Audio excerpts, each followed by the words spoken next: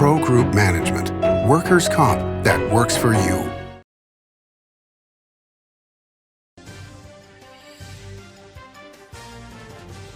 Welcome to Nevada Newsmakers. I'm Paul Enos, filling in for Sam Shad. Today, we are going to be speaking to Assemblyman Andy Matthews, candidate for state controller. That's next on an all-new Nevada Newsmakers.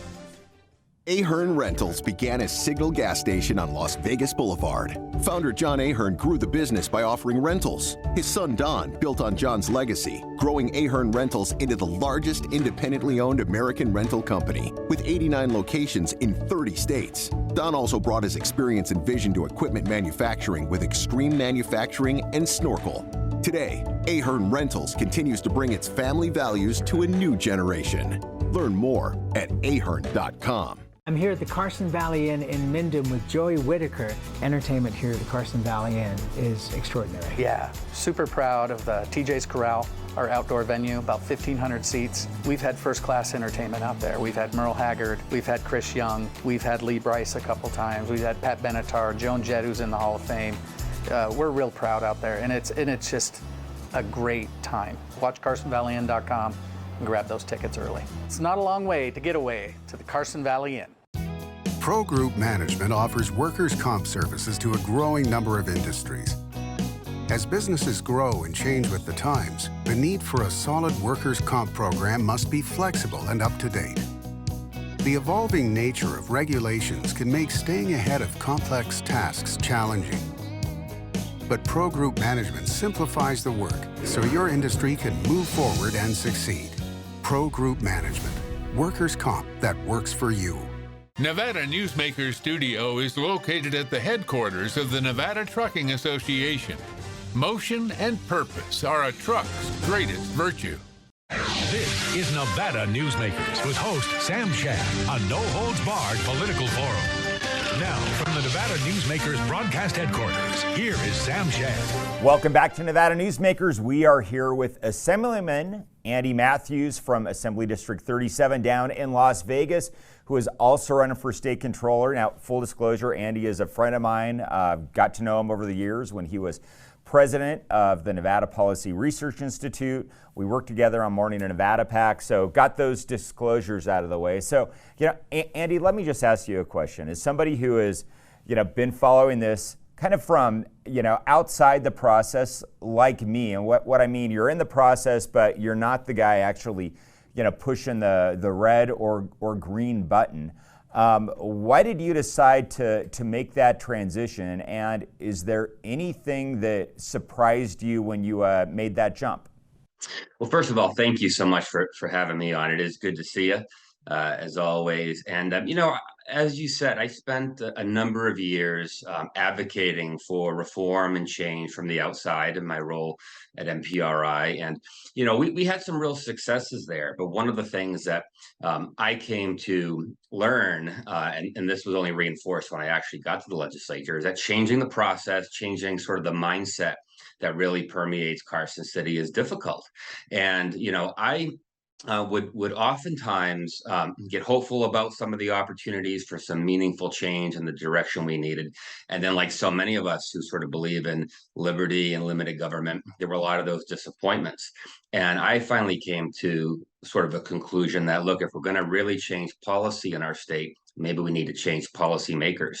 And I decided to run for office, got elected to the State Assembly in District 37. It's been a real honor to serve. And I think that some of the things that drew me into the sort of arena of elected office myself, some of the things that I had experienced at NPRI were really further reinforced, even as a lawmaker myself, which is that change is hard, change takes time. It moves slowly.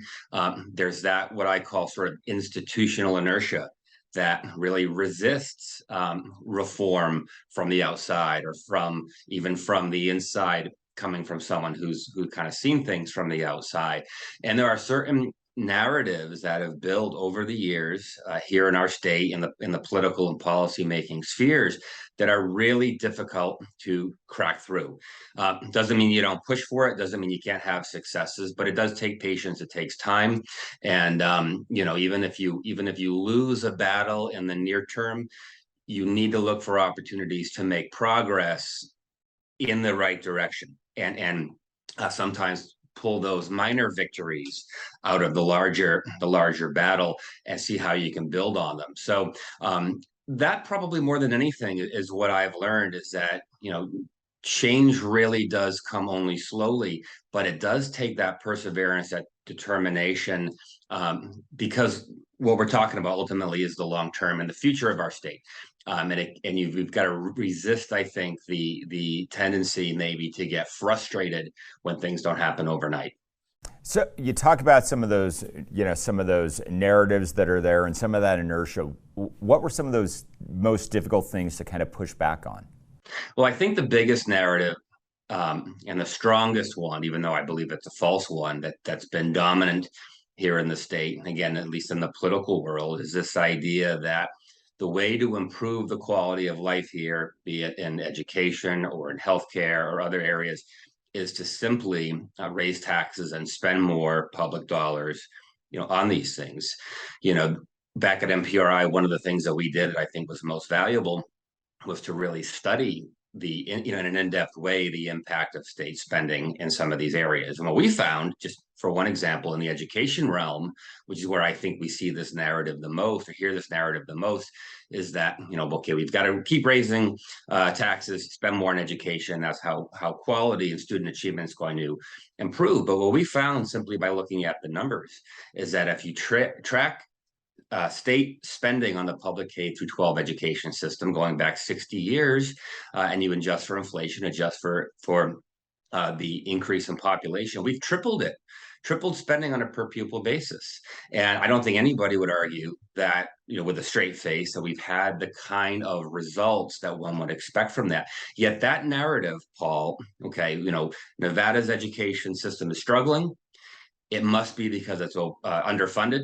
We need to raise taxes, put more money in, and we're going to get better results. We've been doing this, for literally decades, and we haven't gotten the results we need. And that's going to dovetail very well with sort of why I'm running for controller, what I think we can do. But that to me was a narrative that certainly comes often from Democrats, certainly from many in the media as well, but even a lot of Republicans, as we've seen over the years, will get pulled into that and start echoing that same message. And really, those who suffer are our students, because we're spending more money, but we're not seeing the commensurate, increase, improvement in achievement that they deserve, and frankly, we deserve for our investment. Now, let me ask you maybe a harder question.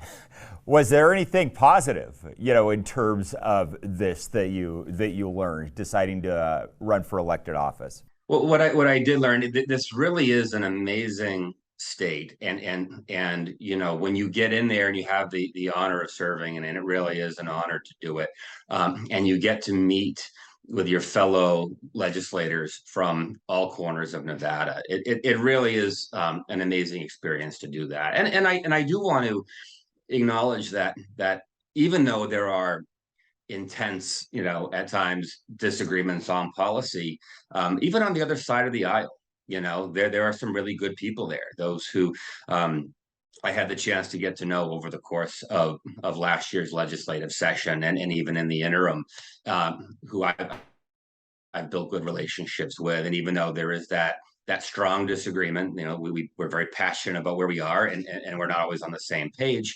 A lot of people that I've really enjoyed getting to know a little bit personally, and that can get lost, as the drama is what makes the headlines and the infighting and all that stuff. No, it is. It's created to be an adversarial process. Yeah, absolutely. But at the end of the day, we're all human beings. We all want our state to be better. Nobody's going to benefit, from Nevada just going down a road where life is going to be miserable for our citizens. Nobody wants that, obviously. We've got strong disagreements on how to create a better future and what that looks like and what the priorities ought to be. But at the end of the day, just a lot of good people serving in that building. And I would say that absolutely was a positive. And I learned a lot. Obviously, it's a very educational experience. You learn a lot about different facets of policy. That we dealt with a lot of issues at MPRI, but you can't deal with all of them.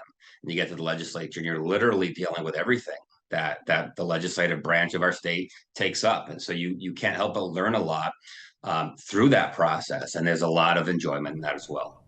All right, we are here with Andy Matthews, who is an assemblyman, Assembly District 37 down in Las Vegas. He is running for controller, and we're going to be right back with Andy on Nevada Newsmakers. It's the $85,000 football frenzy at TAMARACK Casino with up to $15,000 in weekly cash and free play giveaways and $25,000 in grand prize giveaways Thursday, September 29th. Your good times are at TAMARACK Casino during the $85,000 football frenzy. What do you count on? You count on your power every day. At NV Energy, we've always powered what's important to you, but we're not looking at the past. We're focused on the future. While our standards are high, our rates will remain low. And our commitment to renewables isn't just meeting standards, but leading the way. Because you can count on more than just your power. You can count on the company who brings it to you. That's our promise. You can count on it. With Nevada's only transplant center and verified burn center, the science is here. With award-winning cardiologist and the state's only dedicated heart failure clinic, the talent is here. With Nevada's most advanced robotic surgery, the technology is here. And with the Silver State's only designated pediatric trauma center, hope is here. All because we are here. UMC. It's the $250,000 progressive windfall of cash at Carson Valley Inn. Weekly progressives could accumulate up to $35,000 in cash and $20,000 in guaranteed grand prize giveaways. It's the $250,000 progressive windfall of cash at the Carson Valley Inn. For decades, Nevadans have made clear they support the right to an abortion. But Adam Laxalt has made a career trying to change that. As Attorney General, Laxalt made it a priority to ban abortion, pursuing numerous legal efforts to restrict access to reproductive rights. And now that the Supreme Court has overturned Roe v. Wade, Laxalt says we have to work on making Nevada a pro-life state. Adam Laxalt, he's coming after our personal freedoms here in Nevada. SMP is responsible for the content of this ad. This is Nevada Newsmakers.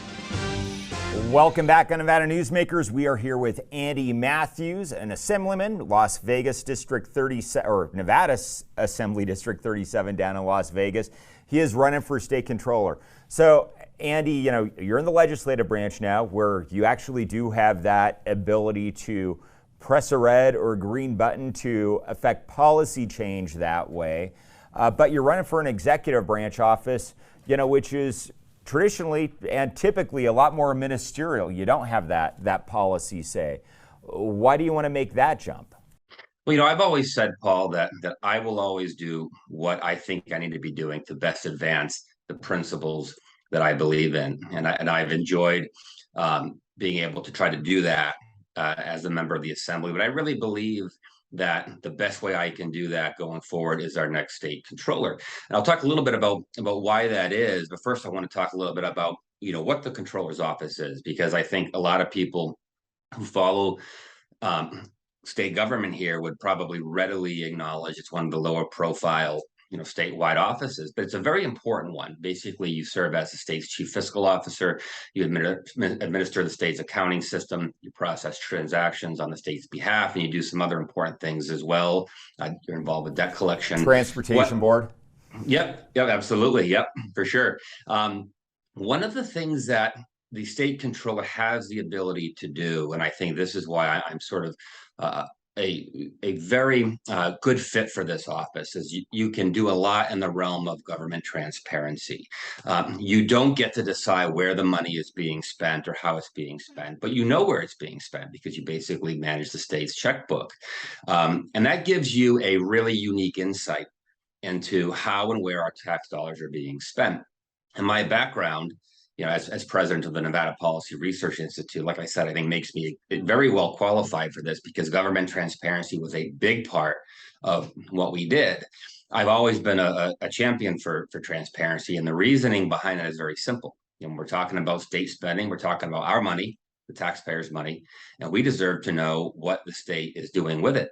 And right now, I think Nevada really does suffer from a lack of transparency, where your typical citizen really has no idea how and where our money is being spent. It's difficult even for those like me who are on the inside to get good information on what's going on with our tax dollars. And this is especially critical now for two reasons. Number one, I mentioned before, where we constantly hear this narrative. We aren't getting the outcomes we want in certain areas of life. We need to raise taxes, we need to spend more. And I think having somebody in that office who's championed the cause of fiscal responsibility over the years to say, time out, before you start going to taxpayers demanding that they cough up more of their hard-earned money, we need to have a conversation about where some of this money is already going, because I guarantee you there is some waste and some abuse in the system. It's the nature of government in a lot of ways. But exposing that and changing that narrative, I talked about before, is going to be really important, because number one, it's going to protect our taxpayers, and number two, it is going to ultimately get us on the right track for how we can actually bring about the improvements in education elsewhere that we deserve. And the other reason I think this is critical right now is, as many of us know, we've got unprecedented amounts of money coming into state coffers because of federal relief, pandemic relief. I think very few people really have a good understanding of how that money is being spent. And as our next state controller, you have the ability to get in there and force that kind of transparency that I think we all deserve. So what isn't happening right now? I mean, we have Catherine Byrne is the controller. She's in her first term. She decided not to run for re-election. So what isn't happening in the office that you're going to be able to bring and make some of those changes to actually get that kind of transparency? Well, I don't think we're seeing the kind of aggressive, active approach to really opening the books, if you will, and helping to kind of let our discussion about state spending be as informed as it should be. She has the ability to, I think, weigh in on a lot of these issues. Again, she doesn't get a vote on the floor of the legislature, but she has the ability to expose a lot of what's going on. And I think in that regard, she's been a little bit absent. And I think changing that, pushing to get more money, more information, for example, about state spending online in an easily digestible form for our citizens is something I don't see happening now, and something that I'm going to prioritize. One example of this, where I think a great improvement can be made, is the current controller's predecessor, a man named Ron Connect, who's a friend of mine. When he was in that office, he created a new publication called the popular Annual Controllers Report. And there's the annual CAFR that's created, and I know you're familiar with that. It's kind of the comprehensive report on state financing. But it's a very wonky and weedy document that a lot of people, they read it and their eyes glaze over. So Ron had this great idea to create, what's often called the popular Annual Controllers Report, or simply the Annual Controllers Report, which took information on state spending, but then gave you context. Okay, so we spend X today on this program. What did we spend, 5 years ago? So how has that changed? What are we getting in terms of outcomes? We've increased spending on education or healthcare by a certain amount. What has been the corresponding change in quality on education, health? They're really important questions that too few in government have asked. And I give Ron an enormous amount of credit for sort of spearheading that effort. Sadly, that has waned and sort of, not been a priority under the current controller. I think there may have been one subsequent version of that report, and you haven't seen anything now in 3 years. Bringing that back so that your typical citizen, your layman, can read it. Hey, Andy, let's put it in infographics. Let's make it easy. I like that idea. All right, we are talking with Assemblyman and candidate for controller Andy Matthews here on Nevada Newsmakers, and we'll be right back with him. Like a traditional handmade basket, retail is woven into the fabric of life in Nevada. From big box to mom and pop, retail supports our communities in countless ways. Jobs for the disabled, team uniforms for kids, help for the elderly, and so much more. Retail employs over 1 in 10 workers. Retail supports Nevada, and we support retail. RANNV.org. I'm here at the Carson Valley Inn in Minden with Joey Whitaker, and you've got a lot of convention space and meeting breakout space for people. Tell us about what's available. Well, we can handle a group up to about 250, and anywhere as small as 10 or 15. So it really depends on what you're looking for, what the customer's looking for. We're open to anything. It's a beautiful drive, and if you live in South Reno, it's probably about 30-35 minutes, so it's real easy to get to. It's not a long way to get away to the Carson Valley Inn. The Nevada Builders Alliance has been protecting the interests of the construction industry for over 50 years. Our programs save members thousands of dollars every year and allow them to provide much-needed benefits to their employees. Our industry also allows Nevada to grow. If you're thinking about a career in the construction industry, reach out. And if you haven't thought of a career in construction, what are you waiting for? We are the Nevada Builders Alliance. It's the $85,000 football frenzy at Tamarack Casino with up to $15,000 in weekly cash and free play giveaways and $25,000 in grand prize giveaways Thursday, September 29th. Your good times are at Tamarack Casino during the $85,000 football frenzy. This is Nevada Newsmakers. We are back on Nevada Newsmakers with Andy Matthews, Assemblyman and candidate for Controller for the Silver State. Now, Andy, you are running against former Assemblywoman Ellen Spiegel, who, when she was in the legislature, she was actually one of the few private sector Democrats that wasn't a trial lawyer in the legislature. What are the dynamics of the race, and what are you doing to get out there and kind of educate Nevadans about you and this race, and how do you make this an important thing to people? Yeah, well, we're spending a lot of time, of course, out on the road and talking with voters all across our state. I'm in Las Vegas today. I'm going to be up in Carson City and Reno very soon, and then hitting all corners of our state at least once before the campaign is over. And what I'm finding is our message really is resonating. Our message of transparency. When you talk to people and you sort of give them information on what this office is and what it does, those dots are easy to connect to why it's really important. And when I talk about my priorities, which is, again, empowering them with more information on what's going on with government financing, people respond to that very, very positively. And what's helping as well is that, like I said, sort of at the beginning of this, is what I bring to the table in terms of credibility, because I've been fighting for transparency and accountable government and open government really for my entire career. And so I'm someone who can go in there and very credibly make the case, that I'm somebody who will continue to prioritize this, continue to fight for it. I also think that's a real contrast with my opponent, who, again, like you said, served in the state legislature, but I really don't think did anything to in any kind of meaningful sense move the ball forward on making our government more accountable to the people who fund it and really bringing more oversight and transparency to what's really going on. I think it's been a real blind spot in our government for a long, long time, which is why I've done it in the private sector and why I've continued to do it, even as an assemblyman. Had a couple of bills that would have greatly increased transparency and accountability, and unfortunately, it was my opponent's party that stopped those bills and didn't want to bring that kind of sunlight that I think we all deserve. And so let's talk about that real quick. Yeah. What would they have done, and how would they have made a change that we would have seen? Yeah, well, one bill that I pushed that was especially important, I think, would have actually increased the penalties on those who refuse to comply with our laws regarding public records requests. Under Nevada law, certain records are subject to public disclosure upon request. And you have the right under the law to request them. Too often we see our government agencies don't comply with those requests, and it's easy for them to do that, Paul, because the penalties really don't have any teeth in them. So I had a bill that got a hearing in the Committee on Government Affairs that would have tripled the penalties on those who, again, in violation of the law, refuse to fulfill their responsibility to comply with those requests.